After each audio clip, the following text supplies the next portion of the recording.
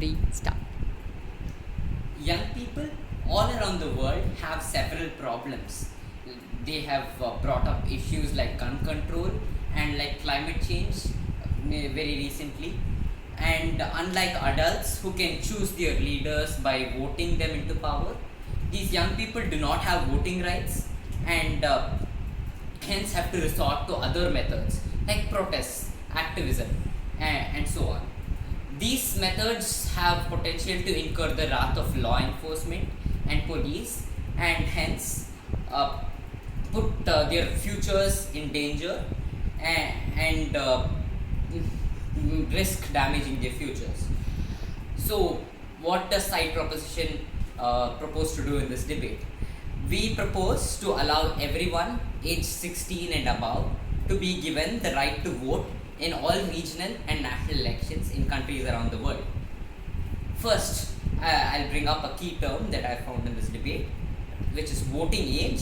Voting age is the minimum age a person has to be given the right to vote in an election. And why do we want to lower this voting age? Because firstly, we are going to prove to you as our arguments that the young people, even without voting rights, have shown that they want to be part of the politics of a nation, and they want to participate, and do not have avenues to participate in the politics, and they will be heard only if they are given voting rights. For our first argument, youth today face several issues but lack the platform to express their opinions properly. The only way for them to is for them to resort to protesting, and protesting will be dealt with by law enforcement. These youth will be termed as juvenile delinquents, and no one wants to employ somebody who was a juvenile delinquent and who has been to prison because they went against the law. So young people will weigh these issues. They will weigh the probability that they might lose out on a job in the future to some small change in the present that they feel they want, and they will definitely not go to protest in this situation. Even when they do protest, even when the situation is dire for like climate change, for example, the politicians will not take them seriously.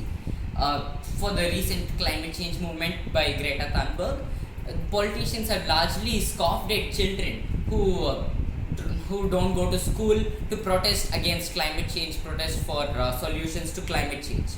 So they've called this as students playing Tron, which definitely is not the case. So young people also wish to actively take part in politics and want to do so, but do not have the proper methods to do so. They have to, the only methods that they have are too risky for their futures. For our second argument, why young people will be heard or taken seriously only if they are given the voting right. What happens in the status quo is that young people don't have voting rights, hence politicians and their policies do not need to appeal to these young people.